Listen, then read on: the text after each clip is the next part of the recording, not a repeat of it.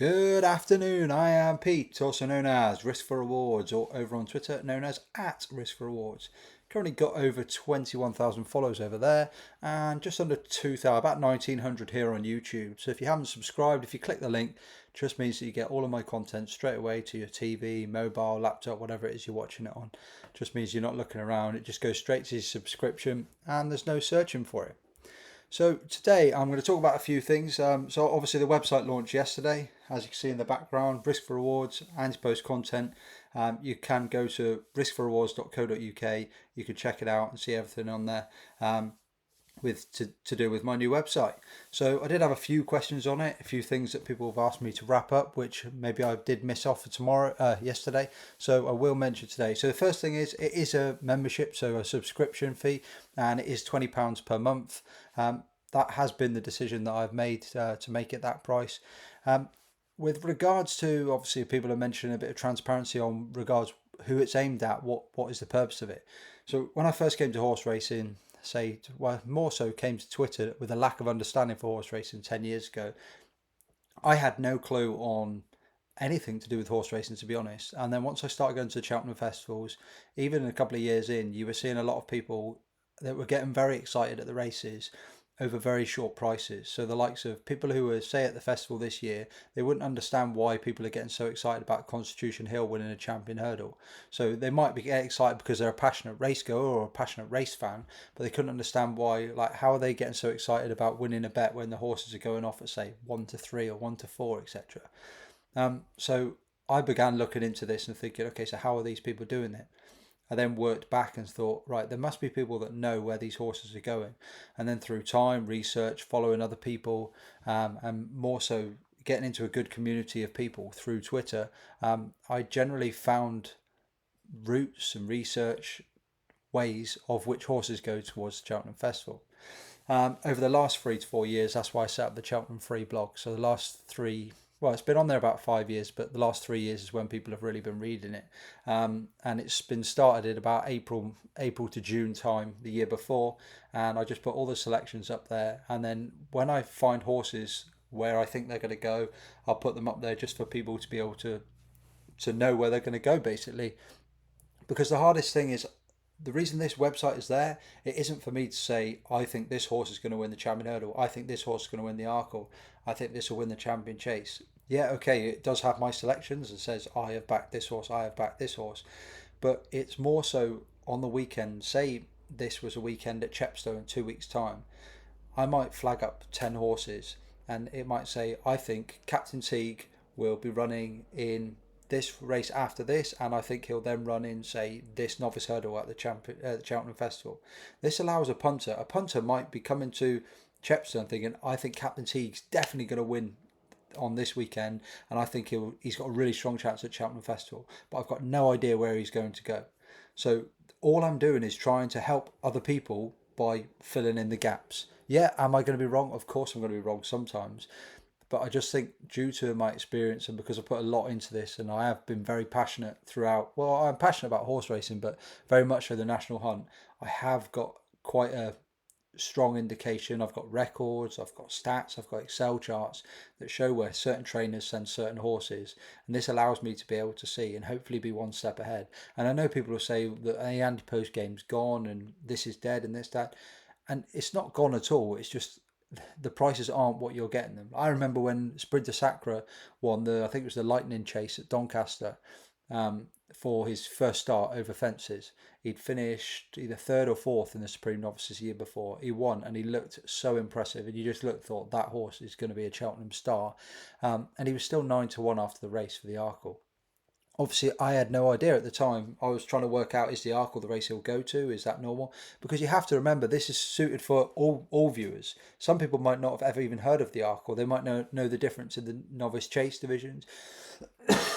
So by me explaining this to people from the bottom level all the way to any level, it just allows even the biggest punter, who they're like, right, okay, he's got this horse, he's got this horse, someone who puts a lot of money on, to someone who's got no clue. This is designed for anybody basically, and it is wrote to that level. And anyone who's followed me on Twitter over time, they'll know exactly the way I write things, the way I think. And I'm not here to stand and turn into a tipster. I'm here to educate and to explain what I've backed and why I've backed it.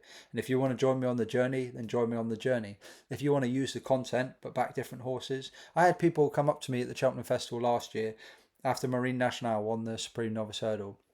A friend who they follow racing, but they just tune in on a Saturday about 10 o'clock in the morning, have a look on Twitter, have a look on the racing posts and stuff, place a few bets in the afternoon, and then go about their way. But they always like to go to the festival. They read my blog beforehand. This is one of my good friends. They read my blog beforehand. Didn't mention who they were backing. We just didn't get the chance to chat about it because obviously the rush to get into the race and everything. And then after the race, they were like, "Nice one, mate," and gave me a beer and said cheers. I was like, "What are you talking about?" And he was like, "I backed Marine Nationale off your blog." I was like, "I didn't pick Marine Nationale." And he's like, "No, but I read all of your different sections, and that's what I thought. You put up a good case for it.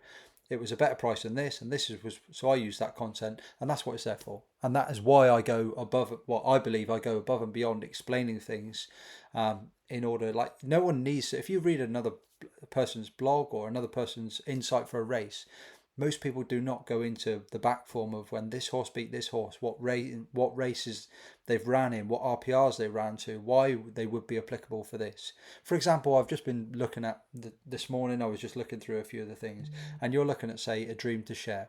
A Dream to Share ran to, say, an RPR of 137 last year.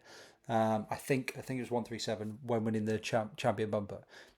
So then you're looking at other horses like the likes of a Ballyburn, Tully Hill, like things like this, and thinking, okay, what did they run to? They may not have run at the festival, but if they run to, say, between 135 and 140, that puts them right at the top end with the flat bumper horses from last year, which means when they go novice hurdling, even though a Dream to Share's got all the form in the book from Cheltenham, they will be priced accordingly. Whereas some of these other horses, they may have ran to similar bumper numbers. And obviously, I'm using Willie Mullins horses, so that's probably not the best example.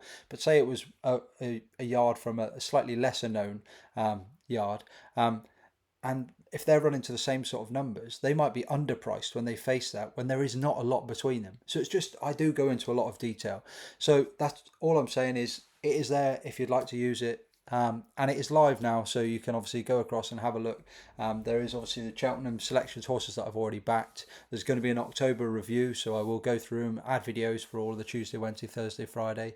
And yeah, all the selections will go up there, but also obviously the selections for this weekend will go on there, but also more so for the jump side of things from Chepstow. It won't just be horses. If I fancy a few horses and I back a few horses to win, it'll also be flagging up horses who I think could go on to the festivals, or not just the festivals. It's about anti-post punter throughout the year. So if there's a Group 1 in 2 or 3 weeks' time, it's easy to rush to the festival, but the reason why is because of the fact that the festival is the one that offers the prices.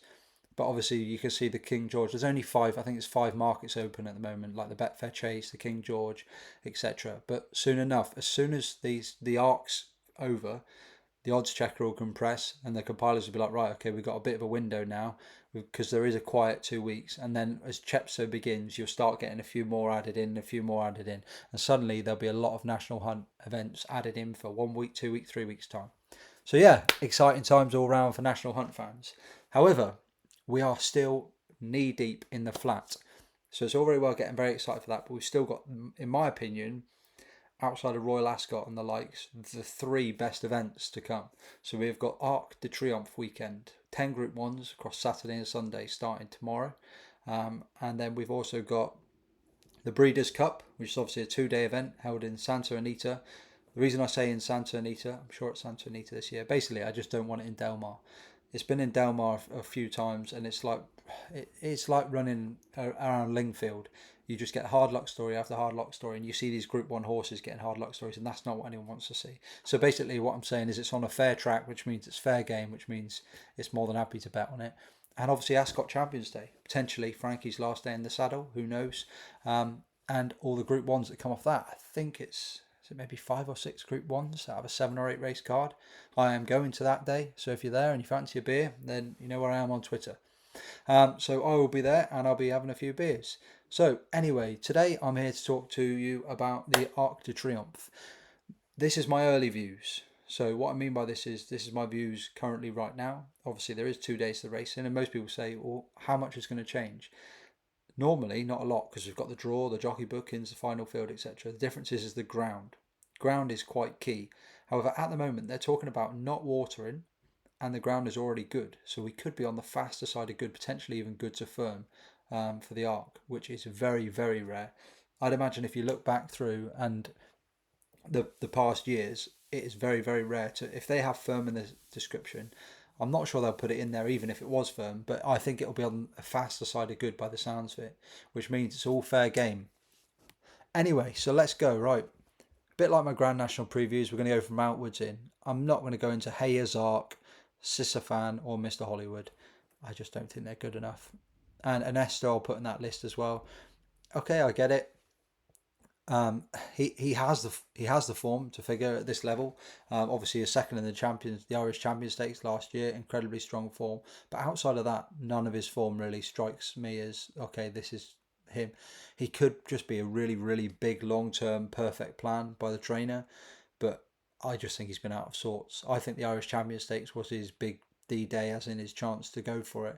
But you look at his form this year. I mean, he's only had 2 runs, so he is lightly raced. Comes here obviously prep after prep, but he's well beaten by Innsbruck over a mile, and then stepped up to 10 furlongs, well beaten by August Rodin. And whilst it's easy to make excuses for both of those, his form on when last running on good to firm was over in Tokyo. That was 7th of 18, RPR of 113. His only RPR that will put him in short firing strength of winning this is his Irish Champion Stakes last year, and that's a 122, and that's still below some of these in this race. So for me, he's passed over. I can understand you can make, obviously someone could make a case for that because obviously he's a bigger price, and it's easier to make a case for a horse that's a bigger price because you need less reason to. See, if you compared his price to Simica Miles, I could understand Simica Miles' price more so in the fact that he's beaten Sisyphan. He's got form tied in with Iracine, who's got form tied in with Place to Carousel. The downside for Simica Mile to why he's off my list is he's got the wide draw. I'm not going to go into like the mass of 2 seconds, the mass of wide draws and why it's not the best to have the wide draw. But if I remember off the top of my head, I think it's only Golden Horn in the last. Let's have a quick look. So draw. Yeah, it's only Golden Horn and Trev from 14 and 15, and we know how good those are. Do I think that Simica Mile is a Golden Horn or a Trev? No, I don't. I will just obviously just say something here is the fact that I am trying to be brutal with this race, as in I will be wrong with things, and I will turn around and say I don't think this will win, I don't think this will win, and I could be wrong. It is what it is. You can obviously come and say, oh yeah, you said this or you said that. It is what it is. I don't want to stand here and sit on a fence and say, oh, this horse might win, oh, this horse might win. Place to Carousel I think is much more interesting. However, the market is cottoned onto this. It was a 33 shot, now a 25-1 shot. The reason why I think Place to Carousel is interesting isn't so much his form this year. He did beat Iracine over the 12 furlongs, which is obviously today's trip, but it was more so this card last year. He's beaten in the Opera. He beat Nashwa above the curve, Maestra Tuesday, obviously Oaks winner. So the form last year, obviously they are all mares. The form last year was strong. He is a 4-year-old. She is a 4-year-old. Sorry. But the problem is that the horse is priced accordingly due to the fact that it is a horse trained by Andre Farb. So in my view, if you're getting I don't know, say you get 33s or 50s or something like that on the day next on Sunday, then yeah, okay, maybe could be a price. But again, without the weight allowances, like obviously gets £3 from the field for being a mare, but this horse doesn't strike me as a horse that's got outstanding claims more than others. However, at the same time, if you're asking me, do you want one at a bigger price? That is definitely the one Place to Carousel. And if I can get 33-1 on the day on Sunday, something like that, you might get each way 5 places, even though it's a 15-runner race. That would be my one of the bigger field, like over Simica Mile and Esto and Free Wind. Free Wind, I just no, just no for me. There's nothing, honestly. If Free Wind wins this will be one of the John Gosden masterpieces, because nothing on what I've seen so far has said to me Free Wind looks like an arc winner. Strong traveller, but also can be keen, a keen goer. Um, Obviously proven at the trip, beaten ahead by Warm Heart. Warm Heart's obviously won in France. What race did Warm Heart win recently? Warm Heart won the Group 1. The Group 1 Prix Vermeil, which is actually a trial for this. So, but unless Free Wind has been brought on, like got absolutely thumped by Sumo Sam, beaten by Pile Driver. I'd understand if this was a race for mares, but I just think she is in the deep end here. And while some of her numbers, like 117 RPR last time out behind Warm Heart, that puts her close or thereabouts. This is an Arc de Triomphe, and I know it's not a vintage renewal, but I personally, I mean, obviously the whole Frankie Dettori factor wouldn't surprise me what price this horse goes off at. But as I said, so of the big ones, so those wide outsiders, you've got Free Win, Place to Carousel, Simi Kamal, Ernesto, Mr. Hollywood, Sisyphan. Mine would be Place to Carousel of the each way prices. So now we're into 16 to 1 and lower. And the first one we come to is Through Seven Seas. Normally, obviously, Japan are yet to win the Arc de Triomphe. And normally, strike it, see you later, no chance. However, if there was ever a year for the Japanese to have their say in this race, this is it. Because this race could well be run on not concrete, but the fastest ground that we've seen in an arc for 10, 20 years. And I would say that if you were connections of the horses like, say, Equinox or some of the other top levels, they would be kicking themselves that they didn't enter. Because if they were in this race, what price would they be? But anyway, looking at Through Seven Seas, as much as I've just gone on to say how much of a big chance the horse will have in this race, this horse is only a Group 3 winner, and that's a Group 3 winner over 9 and 10 furlongs. And also, I think the horse was just flattered behind Equinox last time. Like, okay, yeah, didn't get a clear run at all, did very well to stay on. Obviously, if Equinox wasn't in the race, would have won, so technically would be a Group 1 winner. But you looked at the way Equinox looked across and was literally just like almost laughing on the bridle. So whilst Through Seven Seas would have been a good winner if you take Equinox out, at the same time was still beaten. And normally I'd be like, okay, yeah, maybe it's an improving horse, and that could well be the case. But the horse is 5, has had 12 starts, and they are obviously for the same trainer. So the horse looks to be improving. I'll give the horse that. But I just think it. I'm not going to say it'll be disappointing because it won't be disappointing. It'll be obviously very interesting if the Japanese do finally. I think the horse is a player. It just wouldn't be a selection for myself. I just think I could be wrong, but I just think the horse will end up being shown that is a flattering of how close the horse got to Equinox. Because if you go on that collateral form, finishing a neck behind Equinox, I mean that puts him ahead of horses like Mostadaf. So, and what price would Mostadaf be in here? Again, another horse. If this is going to be on good to firm ground or very fast going, another horse that could have been in here. I know, obviously not over the same trip, but at the same time. Right, so that leads us on to further down. So we've got Fantastic Moon. So I'm not going to stand here and say I know all the form of the German races. I don't. However, what I do know is finishing second behind Nation's Pride is not the most solid form. However, last time out did beat Feed the Flame when winning the trial. The negative would be the trials. If anyone who hasn't followed and watched the French trials in the past. Apologies. If anyone who hasn't followed the French trials in the past, they are ran at absolute. They're farcical races. Like people will talk about the bumpers and stuff over in Ireland, but they are an absolute farce, and this was no exception. The connections of Feed the Flame put a pacemaker in. The pacemaker went off at a scolded pace, but they went too fast. And just literally no one acknowledged the pacemaker, and more so, even more so, was the one person who didn't acknowledge the pacemaker was the rider on Feed the Flame, Christophe Simulion. He just sat out the back and just ignored it. What's the point in putting your pacemaker in it? So it just meant that Fantastic Moon got a first run, got away from the field and won. However, at the same time, Feed the Flame, I'll cover Feed the Flame at the same time. Feed the Flame did not look like it was obviously wearing him down at the finish, but it just doesn't look like a quick horse, and that was over 12 furlongs. Fantastic Moon, I think I'll go on to the way the race could pan out, pace setup and stuff, but I think Fantastic Moon will be one of those that would like to try and be prominent.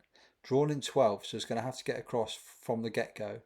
I think you look at his past form; he's got plenty to prove. The form with Feed the Flame gives him a chance, and obviously he's a bigger price than Feed the Flame. So Bay Bridge, right? I'll go into it. I'll just give a quick flick over. Like if you talk about the stats, if you listen to the stats, basically the whole front end of the market cannot win this race because there's stats against all of them. So one of the stats, so the stat against the favourite Ace Impact is the fact that there's been in over 20 years there's not been a arc winner who hasn't ran already over the trip. So ran over 12 furlongs, and obviously Ace Impact has only ran over 10 furlongs so far. However, the flip side of that is the fact that this is a massive stamina test. However, it's normally a massive stamina test because it's soft minimum, sometimes heavy ground, which is always going to bring stamina in. This may well not end up to be a stamina test for two reasons. One is I cannot see an out and out pace, like the pace of the race, so someone who's definitely going to go. There are no pacemakers in this race. And two, it's on faster ground. So it could well end up into just a dawdle round and then a sprint finish. So the difference is, so Bay Bridge apparently has now got a much better chance than Ace Impact because he's got the tick in the box because he won at Kempton around 12 furlongs. So this is how farcical some of the stats can be. Bay Bridge is interesting. For me personally, I think Bay Bridge wants two things. He wants soft ground and he wants to be fresh to be at his prime. I don't think they should be racing here. If they win the Arc, of course, I'm going to be wrong. And I can see totally why they're rolling the dice. It's a weak race. He comes here a lot fresher than others, and he would have a strong chance because he is a Group 1 winner. Obviously, haven't won the Champion Stakes over 10 furlongs. However, I think whatever happens, if he takes his place this weekend, it does dent his prospects for the Champion Stakes. Because like I said, I think he likes to be fresh. But he has been turned over by like horses like Luxembourg. He's been beaten by Erezine on return. Obviously, absolutely thumped by Mustadaf. And I get they're all over 10 furlongs and this is 12 furlongs. But he beat Candleford 3 lengths. That doesn't give him the right to suddenly then be a 12 furlong horse. I could totally see why they're rolling the dice. I wouldn't be completely shocked if he was to go well, but it's the ground. I'm against him on the ground. And as I said, you've got to be brutal. I will summarise all of these in like a one word yes, no. But Bay Bridge, no, because of the ground. He's drawn well though, so he's got every chance. Richard Kingscote would be a big ride for him because obviously he's been jocked off and moved around all season. He's had a very quiet year. He hasn't given the best rides in the early season, but since then, I don't think as well it's helped that Michael Stout, no one's mentioned, everyone's banging into Charlie Appleby. No one's mentioned the fact that Michael Stout has just been off the radar for the whole season. Like you look at his horses, like the Bay Bridges, the Desert Crown, Nostrum, all of these look like world beaters and they've just disappeared. He's had nothing in any of the big races this year. So this is where it starts to get really interesting. So as I said, Feed the Flame. I have two theories with Feed the Flame. The first theory is that he was an incredible horse last year as a 2-year-old and he hasn't kind of like progressed to his level, but the form numbers would say that. He's looked good in one race. Well, that's not strictly true. He raced in the Prickster Jockey Club when finishing behind Ace Impact. They both came from a similar sort of place, but Ace Impact was probably, I don't know, a length or so behind. But Ace Impact went past him like he was absolutely standing still. Like Feed the Flame was trying. It wasn't like he was like, oh, this is a prep, because you don't prep in a derby, because that's what the Prickster Jockey Club is, a 10.5 furlong derby. I know the derby over here is 12 furlongs, but it's 10.5 over there. So whilst obviously you talk about not staying the trip, he's only got a furlong and a half more to go. So he went past him like he was standing still, and that was on good ground. So again, we're on good ground here.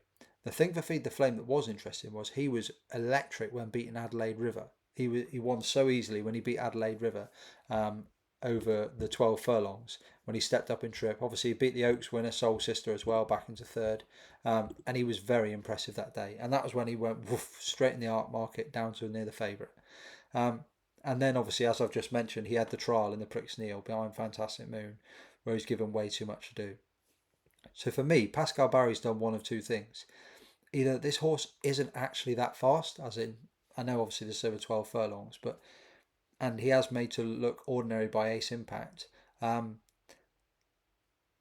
or it's the fact that he's been brought along slowly, a bit like an Andre Fabre treatment, in the fact that they've just literally had him 80, 85, 90, and then this will be the bang. He, for me, is a big player. I'm not going to stand there and say he isn't. The negative I'd have with him, drawn stall 2, hold up horse, Christophe Sommelion. When he gets it right, absolutely brilliant. But when he gets it wrong, like I still rue the day right now. Like we would have been one of my biggest ever payouts on the flat. Well, actually, generally all round, I think it would have been my biggest ever payout, and it was such a long-term project for me with Tanawa, and he gave that horse not a very good ride. And she was a hold-up horse as well, but she could have been ridden more prominently because she'd learned to race that way. She was a lot more settled. Feed the Flames can be ridden out the back. If they do go slow and then sprint, it could suit him. He's going to have to find the gaps. But he is one, I think at the moment he's currently priced at 11-1. He's not. He's one that I could see easily drifting on the day, and being a little bit bigger. Um, but we'll see. Right then, so onto the front end. So these are for me obviously the main four contenders because the market tells you that. However, I think both Hookham and Westover have just been nailed by the draw. Hookham connections, two massive negatives for me. One is they pulled him out at Royal Ascot on good firm ground. They did say, obviously, if it was his be all and end all, then they would have ran him, but they didn't need to risk him on that ground. And two, the draw. He is in the car park. He's out in stall 14. So whilst on one side of things, you say at least it's only a 14 runner, not like a 20 runner field. But the other side is he's going to have to break fast and get across. He's a horse that likes to be raced, not well, he likes to be prominent, so he's going to want to be tucked in. If he gets that, as we've said already, this is not a vintage arc. So there's nothing to say that Jim Crowley can't get him out, get him across, and get him in that front third of the field. And if he does, then it's game on for Hookham.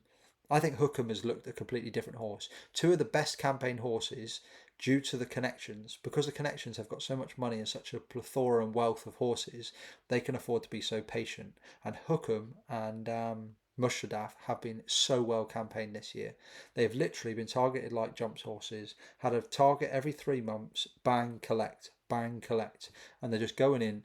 Obviously, Hookham's last 3 runs, he's won Group 1, Group 3, Group 1. And that's the way you want to be playing the game. And he comes here fresh. He had everything on his side. The two things he's lacking is he's got a poor draw and he has not got the ground anymore. I think he's a huge player regardless, but those are enough things at 6-1 to put me off. Could he win? 100%, yeah. And if he does, I'll just be standing here saying, yeah, again, I got it wrong with the fact that he was so well campaigned. Because that's what I do really like. I like a horse that's been campaigned for the Arc all season, and this horse has been. So go to Westover. Westover, he's got a few negatives for me. Positives is that he's clearly improving. You look back and obviously he was beaten by Emily Upjohn, but clearly that was on her day. The form with Equinox looks good, getting beaten 3 lengths. And obviously he picked up a race over here. He came over to Saint-Cloud to pick up a race himself. He got good numbers, so he's 127 RPR, puts him bang in the region for winning a race like this. I'll just have a quick look at last year's runners. 127, 124, 6, 3, 8, 2, 2. So that 127, if he ran to the same run as Ascot run, that would win him 4 of the 5 last arcs, just simply on numbers. So there's very little to knock on Hookham. And the same with Westover, both of them, 127 and 128. Westover, negative for me. I don't like to slate and stuff, but I think there's other jockeys that are perhaps a little bit better. I don't want to be horrible in any sort of way, but it is a brutal sport. And he seems to always find one too good. And he had every chance to go past Hookham, and he just couldn't. However, the difference is here, it will be faster ground. But at the same time, he was turned over by Emily Upjohn on fast ground. He was beaten by a pile driver on fast ground. He was beaten by Equinox on fast ground. So it's a hard one to tell. I find it, even though, and also stall 1, Westover isn't a hold up horse. He'll like to be there or thereabouts, much like Hookham. So he's going to have to get out quick, because if he doesn't get out, they're all going to move across. So if he doesn't break well, they'll all move across, and he's going to be in the biggest pocket of all. And it'll just be like the Derby when Desert Crown beat him all over again. So they have their chances, but I think the draws hindered them both massively. And I do think that still, I think Hookham's got more of a chance. I'd rather be on Hookham coming from the outside and coming across than Westover going straight forward. But the downside with Hookham, obviously, as I said, was the fast ground. They've made it very clear that they don't want fast ground. He has form on good ground. There's no issue with that whatsoever. But at the same time, they say his best form is with a bit of dig in the ground. So on to the final two, Continuous and Ace Impact. Obviously, Continuous I put up for the St. Leger last week, that was. And I just thought he's the most progressive horse in the race, and I still would agree with that. He has improved leaps and bounds. But something that you're not hearing at all, like I said, I didn't until I looked at the race myself. I hadn't heard anyone mention it, pundits or podcasts, people just talking, Twitter, etc.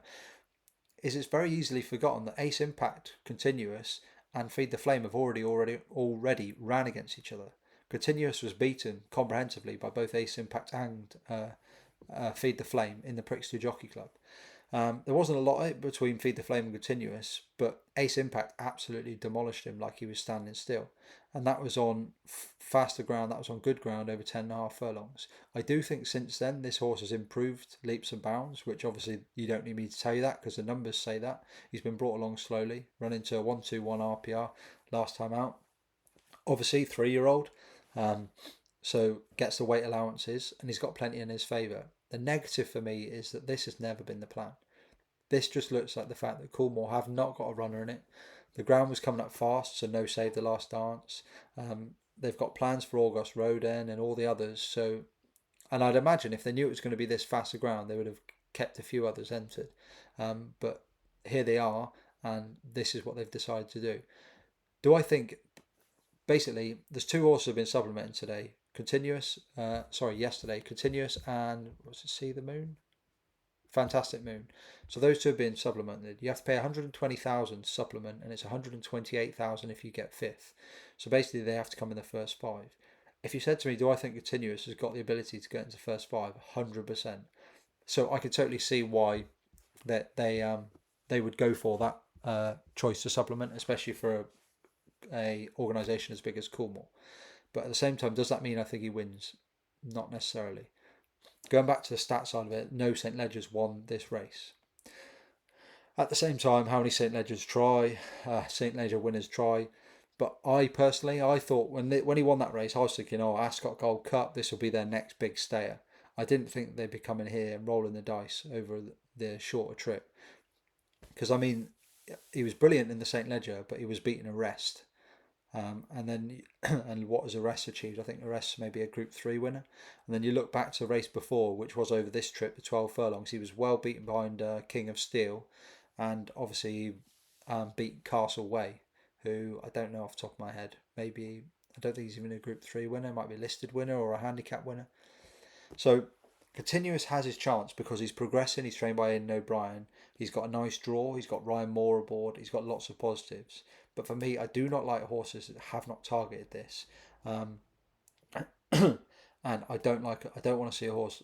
I know obviously he won it fairly easily, but that was only last week. So he's literally got a 2.5 weeks or 2-week turnaround from winning the St. Ledger to running here. And even when a horse looks like it's had an easy run, there's no guarantees that's the case. So that's my negative with him. Then finally, we're on the favourite, Al Riffa. Sorry, I was looking at the form. Ace Impact. So Ace Impact was a horse that I put up, I don't know, a few weeks ago at 7-1. I've put a few horses up this year. I'm not going to lie. As in back in March, April time, I was looking at the likes of Desert Crown, Save the Last Dance. They're all big prices, but just not turned up. So I put Ace Impact up at 7-1. It was more by default just because I still think at the moment the best form in this race well, actually no, that's not true because the King George is equally the best form, or maybe the best form by Hookham and Westover. But for those who don't know, the 3-year-olds are getting weight, so they get £6 from Hookham. So when you put the numbers together, he's getting £6 on whatever he's achieved. And I just think that his electric performance in the Prickster Jockey Club, when he beat Big Rock, who was on a massive roll then, he beat Feed the Flame. Obviously, Epictetus has won since. Continuous was well beaten, but I don't think ran his race. American Flag went into that race with good form. And it wasn't the fact, it was the fact that he'd given Big Rock more than enough rope, and he still managed to come back and to collect him. And the thing that I really like about this from Jean-Claude Rougier is I think that told him everything he needed to know about this horse. And what I mean by that is that they said, okay, yeah, we know we've got an art course. Let's put him away, give him an easy time, bring him back for a nice quiet race, and then that's job done. And that's what they've done. That was at the start of June. They've given him 9 weeks off. He came back in a prep behind Al Riffa. And if you watch that race, I say behind Al Riffa, he beat Al Riffa. But if you watch that race, He was sat around the back, around the side, and he was pushed out to the front. He went past them again, and as he got to the front, he was not pushed hard held. He was just pushed out, just nudged out all the way to the line, and he won it fairly easily. And I like that. I know. I look at the numbers: 125 RPR in the Prickster Jockey Club, 116 there. So that's £9 below what he achieved for the time before. But I like seeing a horse that does that, because that means they're not pushing him too hard. They are saving plenty for the big day, and that's what they've done here. I thought that this would get a lot of other horses would get brought into this if the ground was softer, because a lot of horses. This horse handles soft and good ground, but there's plenty in here who would like a little bit of cut and they're not getting it. Ace Impact doesn't matter either way, so I think he's not going to be hindered at all. And whilst the negatives are for a lot of horses, obviously going from 10 furlongs or 10 and a half furlongs like he's won to 12 furlongs for the first time, a lot of it is because the Arc is a stamina sapping race. You've got a pacemaker, they go hell for leather, it's on soft or heavy ground. It is not going to be the case today. As I mentioned, going into the pace setup, so that is the negative of Ace Impact. He's never raced over the trip. For anyone who doesn't know, that's 12 furlongs in the Arc. He's raced over 10 and a half, so 1.5 furlongs short of it. But a lot of races in France are all run very similar in the fact that they will crawl, stop, start, and then they will sprint the finish. And depending on what happens here, this could well be the case whatsoever, and that will suit Ace Impact perfect. If they go hard and fast from the front, it may set up for him as well, depending on how far he ends up back. The two negatives I have with him is, one, he hasn't run a race at 12 furlongs, and two is that he can end up out the back, a bit like Feed the Flame. And if he ends up too far back and you let the likes of other horses get a run on you, then that can cause you an issue in trying to get through the field. For me, if there's one superstar in this race, it's going to be Ace Impact. There are other horses, obviously, who could win this race and they will become a superstar, like say a Continuous, etc. But even the likes of Hookham, if he won this, you'd be like, yeah, it was good, but everyone will always look back and say that wasn't a very great arc. Whereas Ace Impact could win this and then go on to much bigger things. So, in summary, I'm just going to go through the way I think the race could plan out. So, you look through this race, and I cannot see pace in it at all. I don't know where it's coming from. However, one thing is notable is that Ballydoyle left none of their runners in here, which means that when they do that generally, that it would not surprise me if we got the standard Ryan Moore special from this season, in the fact that he bounced out and was very prominent. And what I mean by that is that he's prominent enough that he will take the lead and he'll go off on his own. Or if someone, what he normally likes to do is a bit like what Ruby Walsh says, if they're going faster than me, then they're going too fast. So he goes out there prominent enough that it gets another horse to go, oh, I want to lead. So they go past him and then he gets a perfect lead and he sits in behind and gets a perfect toe into the race. So I think the pace is going to come from around Continuous, which will come out of the centre of the track. I don't think it's going to be a crawl, because I don't think they'll want to let Ace Impact have that gift, the same with Feed the Flame. But at the same time, Ace Impact won't want it to be a proper crawl, because if Ryan Moore gets to the front, goes a speed and then slows it right down, and then he kicks off the front, horses that are stuck out the back are going to be stuck behind a wall of 10 horses. They are not going to get through the Ace Impacts and Feed the Flame. So this could get very tactical. All you can ask for is that you hope the jockeys have got the brain cells where they think about it and go, let's not make a mess of this race, like we've seen in some of the, like that on the Irish Champion Stakes Day. So, but I do think it may come from Continuous. But when I first looked at this race, I had it narrowed down in my view. I thought the main contenders were, I thought Ace Impact and Feed the Flame were the two that I liked the most from France, and Hookham and Westover. Hookham and Westover, I've been put off by both with the fact of the faster ground and the draws. One's got the coffin on the inside, one's got the coffin on the outside. I think both those are negatives. If you said to me that it finished Hookham and Westover 1-2, would not be surprised whatsoever. So, and then Continuous, as I said, I'm not going to be surprised if he won, but I do not like a horse that comes here having not raced. Having not had this as the plan and the prep. So basically, quick summary. Place to Carousel, 25 to 1 currently. If you're getting 33 to 1s or bigger each way for Andre Fabre, Mikel Barcelona, fair draw. That would be my each way play in the race. Free win wouldn't be for me. Through 7 Seas, first chance for Japan. I think it realistic chance because of the ground, but I think the horse will end up showing up as flattered by the Equinox form and won't be good enough. Fantastic Moon. So this goes back to my pace setup. So if Continuous does go and make the run in, and Fantastic Moon says, I'll sit in behind, just like he did against Feed the Flame, the race will set up very well for him to get first run on the likes of a Feed the Flame and Ace Impact. So it would not surprise me if he was to go close. However, the Germans have struggled in this race outside of obviously Torquato Tasso. Bay Bridge wouldn't be for me because of the lack of soft ground. Feed the Flame, big player, but I'd worry about him getting too far back. But I'll evaluate his price on the day. Westover, I think he's improving. He's got every chance, but I don't really like that draw from him in one. And the same goes for Hookham. Hookham, two negatives are the ground, drawn in 14. I love the fact that this is his plan and it has been all season, but at the same time, depend on the way the race. Well, anyway, the races will suit Hookham, but it's how quick he gets out that draw. He does not want to be posted 5 or 6 wide for the majority of this race. Not that he's a keen sort. And then Continuous, as I've said, St. Ledger winner, looked very impressive, but I don't like horses that come here after only 2 weeks off, and it looks like they've just rolled the dice because they've got no other runner. And as I said, they only need to get into the first 5 in order to get paid out. And then finally, Ace Impact, the horse I have put up and I'm happy to stick with. I think he could be a star, and I do think that if he doesn't win, then it's fair game in behind. It's absolutely fair game in behind for anything to win. But if there's one horse that's going to blow this field to bits, it's him for me, especially with the weight allowance. So in summary, if I was picking one in the front end of the market, it'll be Ace Impact, the favourite. Between 10 to 20 to 1, it'll be Feed the Flame. I think he'll give you a run for your money. You might get a frustrated run with Christophe Soumillon, but at the same time, he could come through and he could reward you. And from the bigger prices, Place to Carousel, who I think you'll likely get 33 to 1 or bigger over the weekend. So that is my ARC summary. As I said, there are 10 Group 1s tomorrow, and there's brilliant racing at Newmarket. All the 2-year-olds are out to play both today, tomorrow and Sunday. So if you do want any of my other selections, they will be on here on my blog. And as I've said, it is a subscription, but I will still be obviously exactly. I've just done a 40-minute video on YouTube. I'm always looking to keep the YouTube going and keep the conversations going with everyone. So any positive, negative, any chat you want, any questions you've got, throw them on the YouTube. Otherwise, you can find me on Twitter as well. I'll be on Twitter obviously all weekend as usual with feedback. So thank you very much. Hope you have a great weekend and good luck, basically.